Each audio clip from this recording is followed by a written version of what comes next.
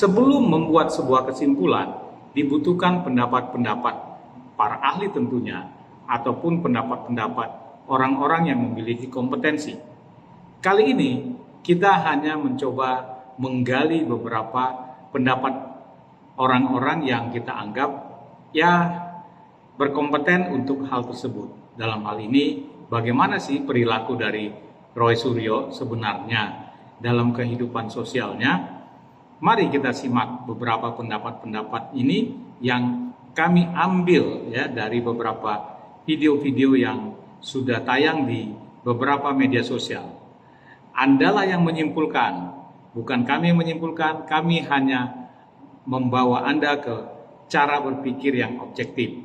Bagaimana sebenarnya karakter dari Roy Suryo ini? Mari kita simak beberapa pendapat tersebut dan silakan menyimpulkannya dengan cara pandang Anda masing-masing.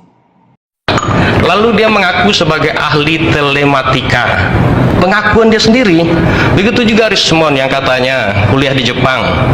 Universitas Jepang itu sendiri yang membantah. Kami tidak pernah mengeluarkan ijazah seperti yang ditunjukkan oleh saudara Rismon katanya. Harus itukah yang kita percaya?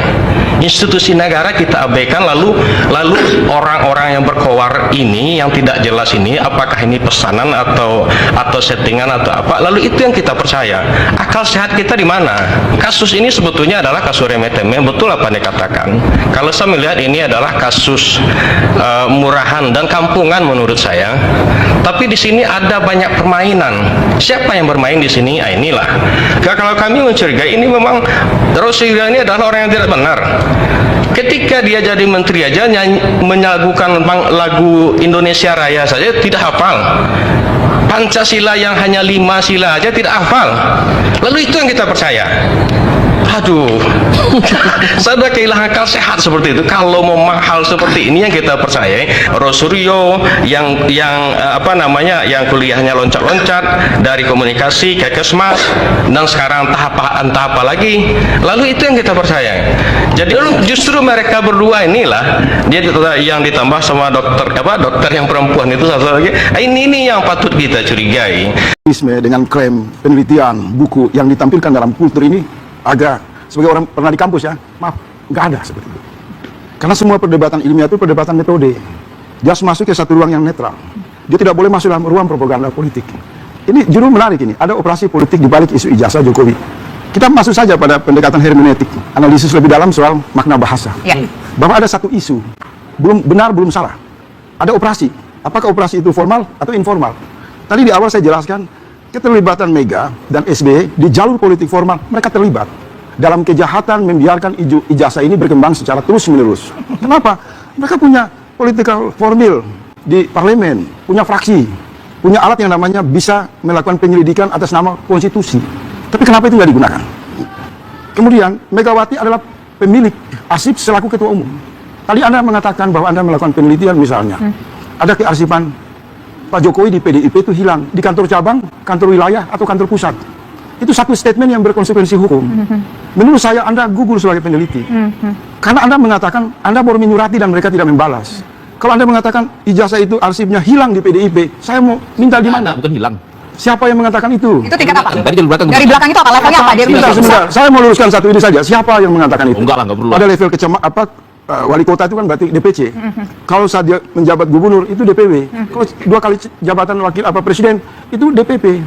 Ada konstruksi penelitian di situ, level. Dan saya mau ngomong Mas Roy Suryo, saya sering menggunakan istilah yang disederhanakan saja. Isu ini soal pembuktian benar atau salah, asli atau palsu. Per hari ini dalam kesadaran saya sebagai warga negara, semua orang menunggu. Perdebatan itu di jalur hukum. Jadi semua ijazah asli atau diklaim palsu udah nggak penting. Gini. Sebentar. Gantian dulu. Jadi saya datang ke sini, saya mau terbuka ke publik. Saya ini mengikuti ini sejak tahun 2014, tepat bulan November dengan Ibu Rahmawati. Waktu itu mereka dorong nih, yang namanya Bambang Tri itu. Saya orang pertama yang mengatakan ini operasi politik. Ibu Rahmawati jangan mau dijebak. Sudah terbukti. Bambang Tri 2 kali masuk penjara. Dan dia tidak membawa bukti, yang dia bawa buku. Sebagai alasan untuk dia menunjukkan ke publik bahwa ada riset atau ilmiah. Ternyata enggak. Hari ini juga dicetak 2 buku yang kasusnya sama dengan Bambang Tri. Kalau saya mau jujur ke publik, udah orang-orang ini tidak mewakili karakter intelektual. Nyinyiran berdebat dengan gaya-gaya premanisme.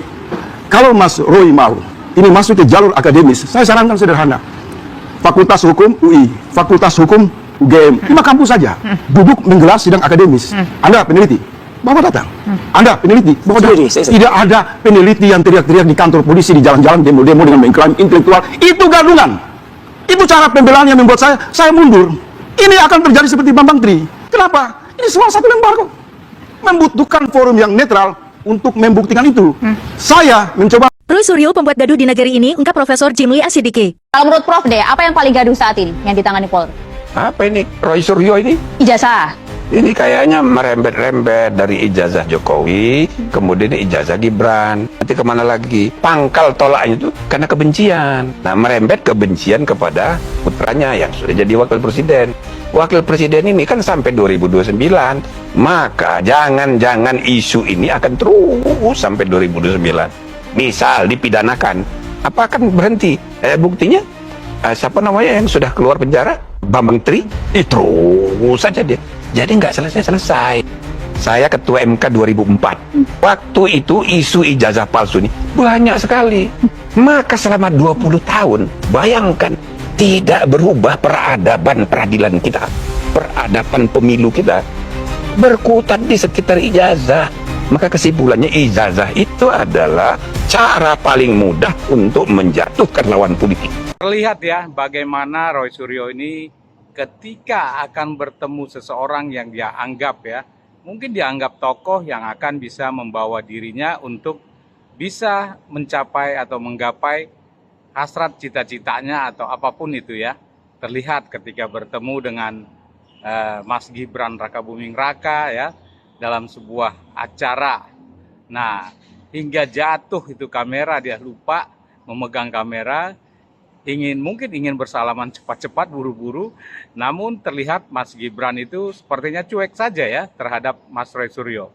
Apakah ini yang membuat ya, ini pertanyaan ya, pertanyaan. Apakah ini yang membuat Roy Suryo ini sangat dendam ya, ada dendam. Udah paham belum? Kalau belum paham, ulangi lagi video ini, mungkin Anda pasti bisa paham dan bisa menyimpulkannya. Atau bisa juga klarifikasi langsung kepada Mas Roy Suryo secara langsung.